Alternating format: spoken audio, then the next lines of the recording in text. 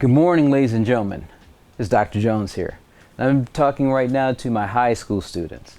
Now, you may not know, but my name is Dr. Philip E. Jones, Jr. So, for some people, they call me Dr. Phil. But here's the thing. I ain't this guy. For other people, they look at my name and they say, "Oh, Dr. Jones. You call him Dr. Jones." But I'm not this guy.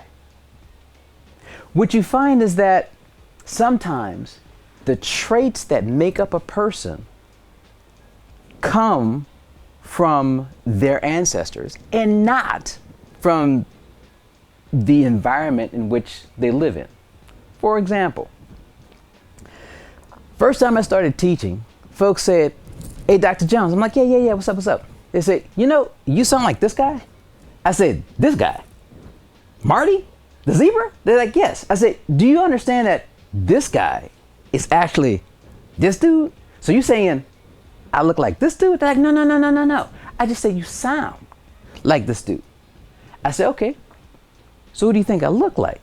Well, again, when I first started teaching, especially in this district, they said, "You look like this dude." I'm like, "Miguel?" Like, "Yeah, you look like Miguel."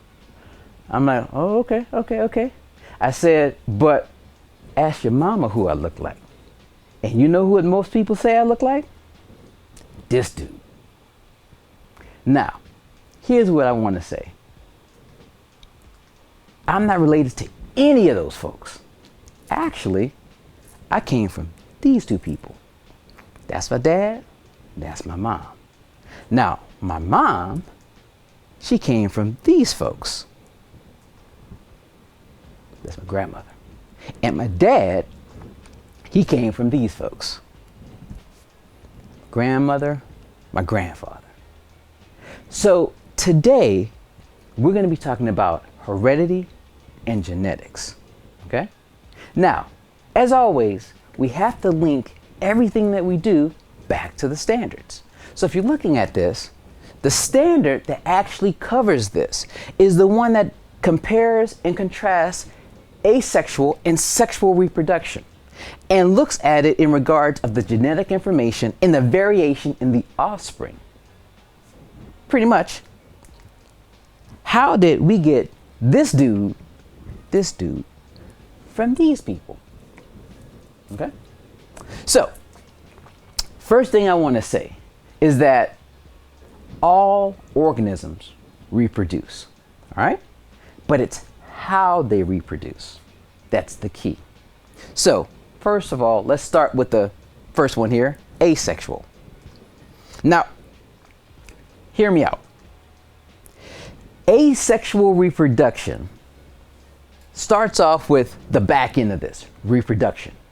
When we're talking about reproduction, we're talking about making more or multiplying something. In this case, we're talking about organisms. Asexual, in this case, deals with just the interaction of egg and sperm. And the reason why I say this is because, again, I taught in classrooms. I had one lady say, I said, "Yes." "Dr. Jones?" "Yes." If somebody has in vitro fertilization and did not necessarily have sex, would that still be asexual?" I said, "Baby, no. Because it's not the act we're talking about, it's the addition of egg and sperm. So when we're talking about asexual reproduction, we're talking about where you make a copy with these two not being part of the process." She's like, "Oh, okay. And then she got on the phone and texted somebody, so I guess something was going on, but I ain't got nothing to do with that because that's my business. So, organisms that go through asexual reproduction. Well, one of them that we deal with all the time are bacteria. Bacteria go through this process called binary fission. Think of it like this. You take one bacteria, you double all of its content, DNA, organelles, everything. Well, bacteria don't have organelles. But you basically double everything inside the bacteria, and then you make two parts. You split it apart. It would be like I said, okay, I made a huge dinner, right? I told you, we've been here before. I got a son who's 17, getting ready to turn 17. My daughter's getting ready to turn 13. When I make a meal, she's at the age now where she's like, Dad, I eat just as much as he does. So if I make 4 steaks, I got to give her 2. I got to give him 2.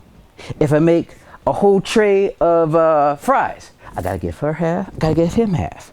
But when we get to the lettuce and the salad, he don't want no salad. I said, boy, you got to eat some salad. I mean, you're an athlete. You got to flush all that stuff out. So although he doesn't want it, I give her half the salad. I give him half the salad. That's kind of what binary fission is like. And so we have bacteria that go through this all the time. Okay?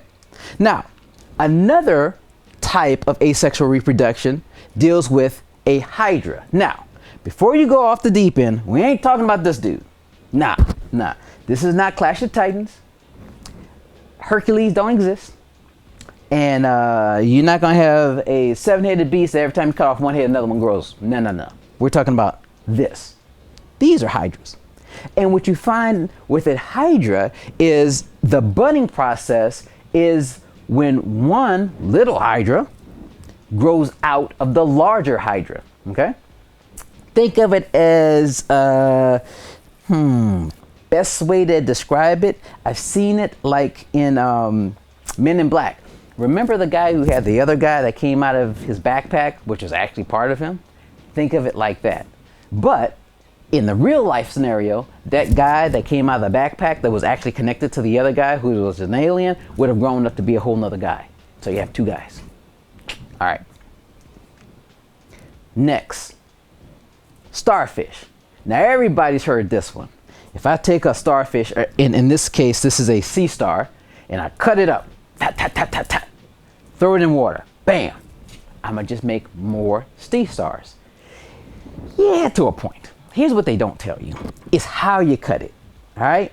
But the point is, this is still a part of asexual reproduction, and here's why. When you chop up starfish, or when you chop up, this is a planera. Think of this as a flatworm. Yeah, like an intestinal fluke, all right? When you chop them up, they just grow more. So again, if you see one of these, don't just chop off his arms, because you're just gonna make more sea stars, okay? Now, understand that asexual reproduction also occurs in you and I, but it's not the same way. Here's what I mean. Asexual reproduction occurring in organisms where you do have a male and a female organism is also called or known as mitosis. Here's what happens in mitosis. Again, just like with the binary fission, you have a single cell that doubles all of its content, splits apart, and gives you 2 identical cells, right? So, what does this remind you of? Cloning. So like when people say, oh, cloning is something new. No, it's not. Cloning has been happening in nature forever. It's just we don't call it cloning. We call it mitotic division or asexual reproduction. Now, not all body cells go through this. Only some of our cells go through this. And we call those cells somatic cells. When you think of somatic cells, think of body cells.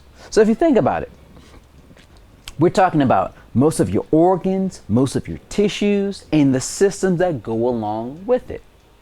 In fact, the only cells in our body that aren't somatic cells are our sex cells, egg and sperm. Which brings us back to the whole definition of what asexual reproduction is not. Which means sexual reproduction is the joining of what? Egg and sperm. Okay? Now, we will get into a deeper conversation about how in asexual reproduction you can grow more of a population, but everything looks genetically the same. Versus sexual reproduction where you can grow a population, but you have all of these individuals that have various traits, almost like passing out cards. Okay?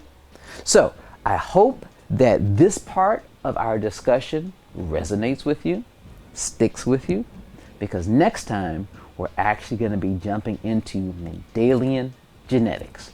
Yep, the father of genetics, who was a monk who didn't have any kids. Okay, have a great morning, and I'll see you later.